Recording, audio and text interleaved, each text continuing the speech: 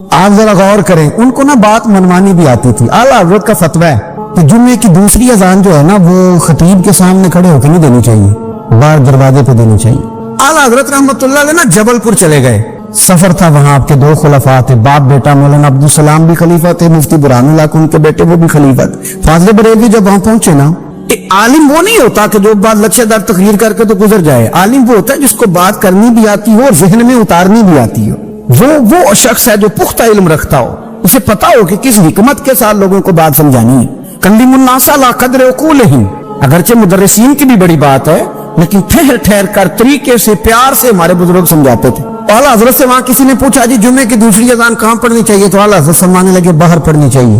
آپ نے وہ فتویٰ دے دیا، وہاں جناب لڑائی شروع ہو گئی، وہاں لوگوں نے کہہ دیا جناب ہمارے یہاں 40 سال سے ہو رہی ہے، کسی نے کہا 35 سال سے۔ اعلیٰ حضرت فرمانے لگے دین تجربے سے نہیں آتا، دین علم سے آتا ہے۔ یعنی 40 سال تجربہ ہو گیا تو اس کا مطلب ہے آپ عالم ہو گئے، دین کا تعلق تجربے سے و علم سے ہے۔ وہ بحث ہو گئی۔ اعلیٰ حضرت نا انگریز کی عدالت نہیں جاتے تھے، فرماتے تھے عدالت تو وہ ہوتی ہے جہاں عدل ہوتا ہے، آپ اس کو کچہری کہتے تھے، عدالت کہتی نہیں، تو کبھی گئے ہی نہیں تھے۔ انہوں نے مقدمہ کرا دیا، اعلیٰ حضرت پرچہ کٹوا دیا جی مولانا نے فساد کرا دیا۔ اب وہ جج مسلمان تھا، اس نے ریڈ کر لیا، وہ جو نائب قاصد نہیں، وہ ادری جس کو کہتے ہیں آوازیں دیتا ہے، فلاں بن فلاں حاضر ہو، وہ اعلیٰ حضرت کا مرید تھا۔ آپ نے اسے بلا کے نا تو ساری بات سمجھا دی، وہ سمجھ گیا کرنا کیا ہے۔ جب باری آئی نا اعلیٰ حضرت کی تو جج صاحب نے کیس پہلے پڑھ لیا تھا کہ یہ مسئلہ ہے، مولانا کہتے ہیں اذان باہر پڑھو تو کچھ لوگ کہتے ہیں سامنے پڑھنی چاہیے۔ اس نے کبھی بلاؤ مولانا رضا علی خان ولد نقی علی خان، وہ کہنے لگا کھڑا ہو کے نا جج کے سامنے، کانوں میں دونوں بالکل جج کے آواز دینی تھی نا باہر جا کے، تو جج صاحب کے سامنے جج صاحب کی طرف منہ کر کے کہنے لگا مولانا رضا علی خان ولد نقی علی خان حاضر ہو، اور جج کہنے لگا بیوقوف باہر جا کے کہنے لگے یہی تو میرے پیر کہتے ہیں، یہی تو وہ فرماتے ہیں کہ خطیب تو آیا بیٹھا جمعہ پڑھانے، وہ تو آیا ہوا ہے، باہر جا کے کہے جو نہیں آئے انہیں بھی پتا چل جائے کہ جمعہ پڑھنا ہے، یہی تو وہ کہتے ہیں۔ وہ جج کہنے لگا مولانا کو آنے کی ضرورت نہیں، وہ جو بھی کہہ رہے ہیں ٹھیک ہی کہہ رہے ہیں، وہ ٹھیک کہہ رہے ہیں جو بھی کہہ رہے ہیں۔ انہوں نے فکری طور پر لوگوں کی تربیت کی، انہیں بات سمجھائی۔ ایک مولانا نے کہہ دیا کہ نبی پاک صلی اللہ علیہ وسلم کو تو غیب کا علم ہی نہیں، تو اعلیٰ حضرت فرمانے لگے تو بتا اگر نہ ہو حضور کو غیب کا علم تو تیرا کیا فائدہ ہے؟ سوچنے کی بات ہے نا بھائی، کوئی اختلاف نہیں، لیکن کسی کا کیا نقصان ہے اگر اللہ اپنے نبی کو غیب کے خزانوں کی چابیاں دے؟ ہے کسی کا نقصان؟ عجیب فلسفہ ہے نا۔ میں سفر کرتے رہتا ہوں تو بچے میپ لگا لیتے ہیں، اس کو غیب ہے کدھر جانا ہے کدھر نہیں جانا، لے جاتا ہے کہ نہیں، لیفٹ ہو جاؤ رائٹ ہو جاؤ، کسی نے بتایا اسے؟ اس کی بات ماننا اسلام کے کفر۔ اللہ اکبر، الجھ گئی نا بات۔ پھر وہ بتاتا ہے کہ آپ 5 گھنٹے 4 منٹ میں فلاں جگہ پہنچ جائیں گے، تو اتنی دیر میں بندہ پہنچ جاتا ہے این ٹائم پہ، تو یہ بات ماننا اسلام کے کفر۔ لیکن مجھے افسوس اس بات کا ہے کہ ڈاکٹر کا الٹرا ساؤنڈ ماننے والے، میپ کی باتیں ماننے والے، کل اتنے بجے بارش ہو جائے گی یہ ماننے والے، اگر کہا جائے کہ رسول پاک نے یہ غیب کی خبر دی ہے تو لوگ اڑ جاتے ہیں۔ اعلیٰ حضرت فرماتے ہیں یوں نہ کرو جسے کوئی سائنسدان پڑھائے، اگر وہ بہت ساری باتیں بتا سکتا ہے تو جسے رب رحمان پڑھائے۔ الرحمن علم القرآن خلق الانسان، میں تم بات ہی نہیں مانتے؟ فاضل بریلوی نے الدولت المکیہ پوری کتاب لکھی ہے، اور فرماتے اللہ نے سب سے زیادہ غیب کی خزانوں کی چابیاں اپنے نبی کو عطا فرمائی ہے۔ تو آپ نے ہر محاذ پر حضور کی شانیں بیان فرمائی، نبی پاک کی عظمتوں کے تذکرے کیے۔ آپ نے فرمایا کہ اولیاء اللہ، صوفیاء، بزرگ، ان پر تنقید نہ کرو۔ ہمارا نا آج مزاج بن گیا ہے، میں اکثر کہتا ہوں کہ لوگوں کا ذائقہ خراب ہو گیا، یہ جو لوگ کہتے ہیں نماز میں دل نہیں لگتا، محفل میں سرور نہیں آتا، ہم جب اینک تنقید کی لگا کے جاتے ہیں تو کیسے مزہ آئے گا جب ہم سامنے والے کو اچھا ہی نہیں سمجھ رہے؟ سب سے اچھے ہم خود ہیں۔ میں اکثر کہا کرتا ہوں کہ جب تک ہم تھوڑا سا نیچے بیٹھ کے اوپر نہیں نہ دیکھتے، بندے ہمیں بڑے نظر نہیں آئیں گے، چھوٹے چھوٹے نظر آئیں گے۔ ہم ہمیشہ اوپر کھڑے ہو کے نیچے دیکھتے۔ مہربانی فرمائیں، بڑی شاندار بات لکھی اعلیٰ حضرت بریلوی نے ملفوظات شریف میں۔ آپ فرماتے ہیں 2 بڑے زبردست قاری تھے، تلفظ اچھا ہی ہونا چاہیے، لیکن اس کا یہ مطلب نہیں کہ پھر آپ سب کو تنقید ہی کرتے رہیں۔ اعلیٰ حضرت فرماتے 2 قاریوں نے نا ایک بزرگ کے پیچھے نماز پڑھی، تو ان کے نا کچھ قواعد مستحب، کچھ قواعد ٹھیک نہیں تھے، تو کہنے لگے شہرت تو بڑی سنی تھی، تو بابے کو تو قرآن بھی صحیح نہیں پڑھنا آتا۔ یہ اعلیٰ حضرت نے لکھا، چھوڑو جو یہ بھی کو بلی ہے۔ فرماتے ہیں بس مستحب قواعد ٹھیک نہیں تھے، جو چیزیں ضروری ہیں وہ ٹھیک پڑھتے تھے بابا جی۔ اب ان دونوں نے تنقید کی دل میں، اور باہر نکل ایک دوسرے سے کہنے لگے یار کتنا سوچ کے آئے تھے، پر یہ تو قرآن پاک بھی ٹھیک نہیں پڑھتے۔ اب موسم تھا تھوڑا سا ایسے ہی، معتدل موسم تھا، نہ زیادہ گرمی تھی نہ زیادہ سردی تھی، قریب ایک جھیل تھی، کپڑے اتارے، تہمتیں باندھی اور جھیل میں گھس گئے نہانے کے لیے۔ ایک شیر آیا تو کپڑے اٹھا کے لے گیا. اب بندہ پانی میں کتنی کو دیر رہ سکتا ہے؟ موسم بھی معتدل تھا, بڑی گرمی میں بھی بندہ زیادہ نہیں رہ سکتا. ٹھٹھرنے لگے, پریشان ہو گئے, کانپنے لگے, جائیں تو کدھر جائیں, بڑے پریشان. اب شیر بیٹھا ہے سامنے اور پہاڑی کے اوپر وہ بیٹھا کپڑے لے کے. اعلیٰ حضرت فاضل بریلوی رحمۃ اللہ تعالی علیہ فرماتے ہیں کسی نے جا کے بزرگوں کو بتایا کہ وہ آپ کے مہمانوں کے کپڑے لے گیا شیر. تو ٹھٹھر رہے. وہ بزرگ آئے اور آ کے نا تو شیر کو آواز دی, اللہ ہر مشکل دی کنجی یارو ہاتھ مردان دے آئی. شیر کو آواز دی, کہنے لگے ادھر آئے نا. وہ آیا تو تھپکی دی. فاضل بریلوی نے حقوق والدین پہ لکھا, حقوق اولاد پہ لکھا, استاد کے حقوق پہ لکھا, شاگرد کے حقوق پہ لکھا, اعلیٰ حضرت نے پڑوسیوں کے حقوق پہ لکھا, فاضل بریلوی رحمۃ اللہ نے پیر اور مرید کے حقوق پہ لکھا, اعلیٰ حضرت نے شرطیں بیان کی مرید کس کا ہونا ہے, شرائط. فرمایا سب سے پہلے 4 شرطیں دیکھو پھر بیعت کرنا. پہلی بات یہ کہ وہ بندہ اتنا عالم ہے کہ ضرورت کے مسئلے بتا سکے, جاہل کی بیعت جائز نہیں. اور دوسرے نمبر پہ فرمایا یہ بھی دیکھو کہ اعلانیہ گناہ تو نہیں کرتا, ظاہری طور پر شریعت کا پابند ہے. تیسرے نمبر پر یہ دیکھو اس کا سلسلہ متصل ہے, باقاعدہ کسی سے مرید ہوا ہے, سلسلہ اوپر تک صحیح چل رہا ہے. اور فرمایا چوتھا یہ ضرور یاد رکھنا کہ خلیفہ مجاز ہو, کسی شیخ کامل نے اسے اجازت بھی اپنی مرضی سے نہ بن کے بیٹھ گیا ہو کہ مجھے تویز مل گئے ہیں, یہ نہ ہو. فرمایا ان چیزوں کو دیکھو اور پھر پوری پابندیاں لگائیں. کسی نے پوچھا پیر اور مریدنی کا پردہ ہے, تو اعلیٰ حضرت فرمانے لگے نبی پاک کی جو بیویاں ہیں نا وہ مومنوں کی مائیں ہیں, ان کو قرآن نے مائیں کہا ہے, تو اگر اس ماں کا بیٹے سے پردہ ہے تو پھر مریدنی کا پیر سے پردہ کیوں نہیں. فرمایا واجب ہے مریدنی کے لیے پیر سے پردہ کرنا, واجب ہے. آپ کو ایک بزرگ تھے, انہوں نے اپنے یہاں جلسے پہ بلایا, جب آپ پہنچے تو وہ عورتوں کو ننگے منہ تعویذ دے رہے تھے. آپ نے دور سے دیکھا تو واپس آ گئے. وہ دوڑے پیچھے, کہنے لگے مولانا کچھ تو خیال کریں, لوگ کیا سوچیں گے, ایسے چلے گئے.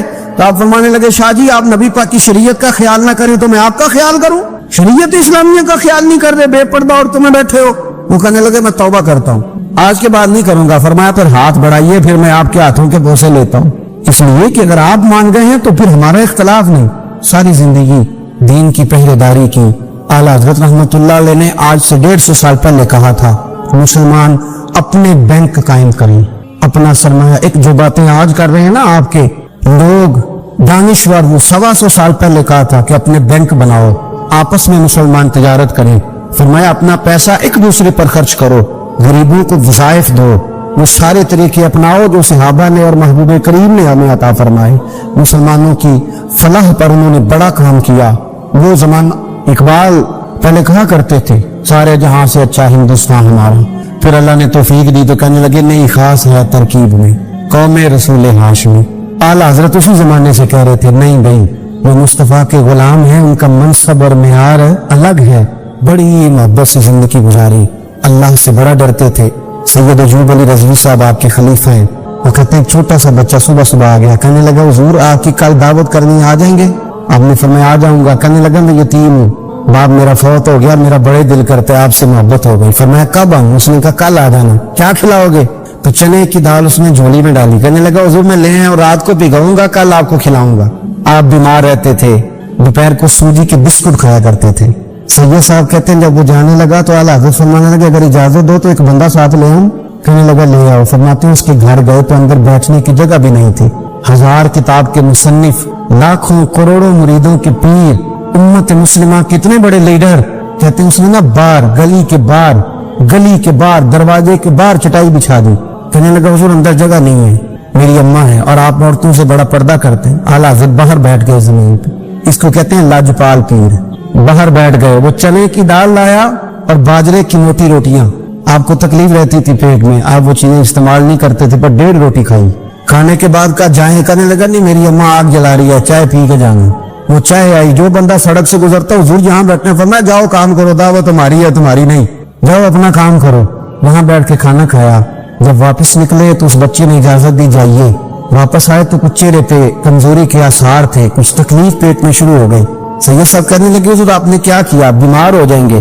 فرمانے لگے ایوب علی یار بیماری تو ٹھیک ہو جائے گی, پر تو نے دیکھا نہیں یتیم کا دل کتنا راضی ہو گیا ہے, کتنا راضی ہو گیا اس کا دل. دنیا میں کیوں نہ نبی پاک کی غلامی میں آ گئے. وہ کہتے تھے دنیا. اعلیٰ حضرت نے کتاب لکھی ہے الامن والعلا, اس میں آپ فرماتے ہیں جو حضور کی پناہ میں آ جاتا ہے نا وہ بچ جاتا ہے. اللہ کرے آپ کو سمجھ آئے میری بات کی. جو حضور کی پناہ میں آ جاتا ہے وہ جو دنیا دار رہتا ہے, مالدار رہتا ہے, हुजूर की पनाह में नहीं आता वो बेसुकून रहता है।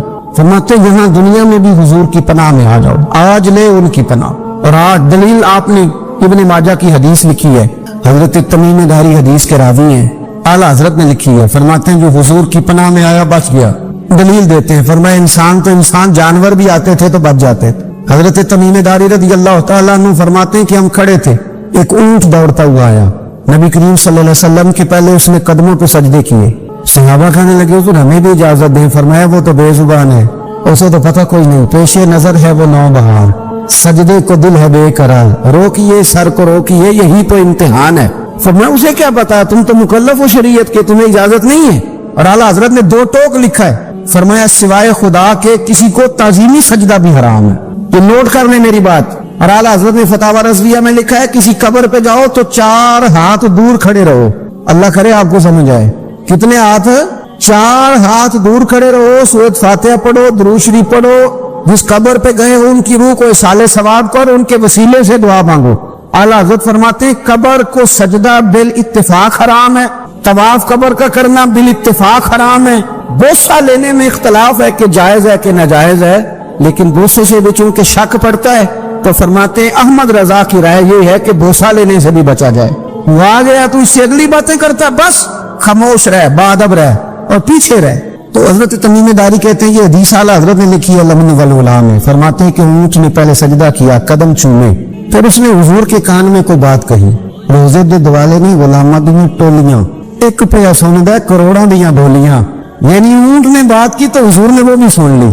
आला हजरत कहते हैं जो पनाह में आता है बच जाता है। कहते हैं रसूल करीम ने ना ऊंट की पुश्त पे हाथ फेरा और अल्लाह के महबूब फरमाने लगे फिक्र न कर, अब तू आ गया है ना, तो जैसे तू कहेगा वैसे ही हो जाएगा, जैसे तू कहेगा वैसे ही। इब्ने माजा में मौजूद है, पर मैं क्योंकि फाज़िल बरेलवी रहमतुल्लाह अलैह की किताब से पेश कर रहा हूँ अल अम्न वल उला से, तो मैं उसी अंदाज में पेश कर रहा हूँ जिस अंदाज में वहां है।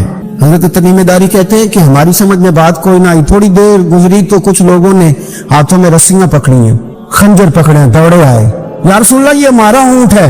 हजरत तमीम दारी कहते हैं मैंने देखा कि जब वो आ गए ना खंजर लेके तो ऊंट हुजूर के पीछे छुप गया। आज ले उनकी पनाह, आज मदद मांग उनसे, वो हुजूर के पीछे छुप गया। वो कहते हैं कि नबी करीम सल्लल्लाहु तआला अलैहि वसल्लम ने फरमाया क्या मसला भेजा रसूलल्लाह, हमारा ऊंट है। ज़िबा करने लगे तो दौड़ा है। हुजूर फरमाने लगे वो तो तुम्हारी शिकायत कर रहे हैं। वो कहता है या रसूलल्लाह मैंने बरसों इनकी नौकरी की, बरसों मैंने बड़ी नौकरी की। सही कहता है या रसूलल्लाह, ठीक कहता है। हुजूर अब बूढ़ा हो गया हूँ, थोड़ा ज्यादा बोझ नहीं उठा सकता, तो मुझे ज़िबा करके खाना चाहते हैं, मैं मरना नहीं चाहता। नबी करीम फरमाने लगे अच्छे लोग ये सिला देते हैं। और मैं अर्ज की हुजूर आप हुक्म कर दें, हम इसको छोड़ देते हैं या रसूलल्लाह, नहीं ज़िबा करेंगे, खिदमत करेंगे। हुजूर फरमाने लगे नहीं, अब मेरे पास आया है ना, अब मैंने वापस नहीं करना। आज हो गया है, आज ले उनकी पनाह, आज मदद मांग उनसे, आज हो गया या रसूलल्लाह, फिर रख लें। हुजूर ने फरमाया नहीं भाई पैसे बताओ कितने। या रसूलल्लाह नहीं नहीं कुछ नहीं। नबी करीम अलैहिस्सलाम ने फरमाया नहीं बताओ कितने, बताओ कितने। उन्होंने कहा हुजूर एक दफा रेट लगाया था तो 100 दिनार लगा था। हुजूर ने फरमाया बिलाल दे दो 100 दिनार। 100 दिनार दे दिया। आला हज़रत फरमाते हैं देखो उनकी पनाह में आने की बरकतें कितनी हैं। उनसे कहा तुम जाओ, वो चले गए। हुजूर ने पुश्त पे हाथ फेरा, फरमाया जा तू आजाद है। हजरत तमीम दारी कहते हैं वो पहले गया फिर पलट के आया। उस हजरत फरमाते हैं महबूब का अदब करो, रसूलुल्लाह की गुलामी करो। फरमाते हैं फिर के गली गली तबाह, ठोकरें सबकी खाए क्यों, दिल को जो अक्ल दे खुदा तो तेरी गली से जाए क्यों।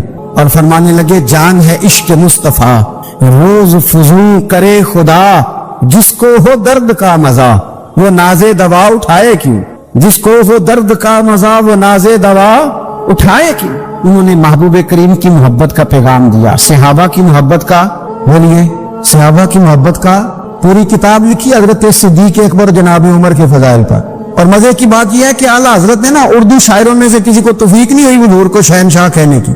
आला हजरत ने कहा मेरे नबी शहनशाह हैं। दलील क्या दी, फरमाने लगे पढ़ो तिरमिजी। हुजूर ने फरमाया मेरे 2 वजीर जमीनों में हैं, 2 आसमानों में।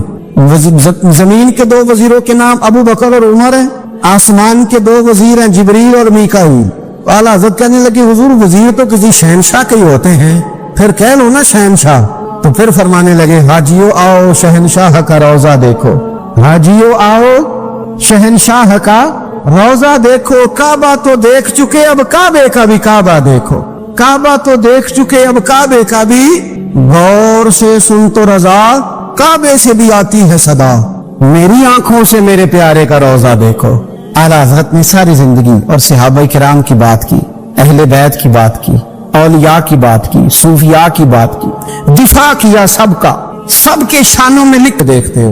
तो कहा ये तो कैसी अजीब बात कर रहा है, कि नबी करीम सल्लल्लाहु अलैहि वसल्लम का ख्याल आए। और फिर बड़ी मजेदार बात, एक शख्स ने आला हजरत से आके ना, उस जमाने में ना एक आर्या मजहब होता था, अब अल्लाह का शुक्र है वो कोई नहीं, अब वैसे जो बड़े नए नए मजहब निकल आए हैं, जो आदमी जितना पढ़ जाता है माज़अल्लाह वो एक नई बात ही शुरू कर देता है, और जो अनोखी बात करे उसके पीछे रश भी ज्यादा हो जाता है। स्टाइल जरा हटके हो ना जी, वो जरा माहौल जल्दी बन जाता है।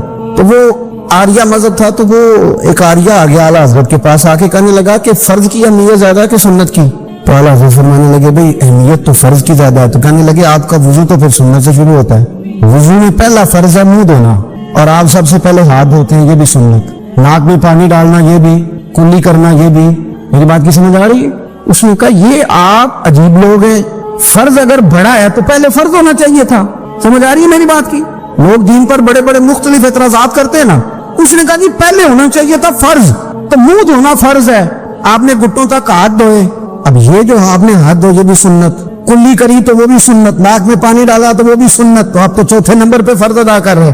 तो आला हज़रत फरमाने लगे तुम असल में महबूब का गुलाम नहीं ना, हाँ तुझे क्या पता हो ये बात क्या है, तू बैठ जा हमसे सुन, हम तुझे बताते हैं। उसने कहा जी क्या मतलब? फरमाने लगे ये महबूब जो है ना हमारे, ये हमें बड़ी जगहों से बचाते हैं, ये बचा बचा के फराज तक ले जाते हैं। क्या क्या मतलब? कहने लगे हुजूर ने हमें कहा है कि पहले ना हाथ धो लो, पता चल जाए पानी ज्यादा गर्म तो नहीं, मुंह जावी ना जाए, पहले ना देख लो। फरमाया फिर नाक में डाल के पता करा लो कि इसमें से बदबू तो नहीं आती, सुन्नत भी अदा हो गई, पता भी चल गया बू तो नहीं आ रही।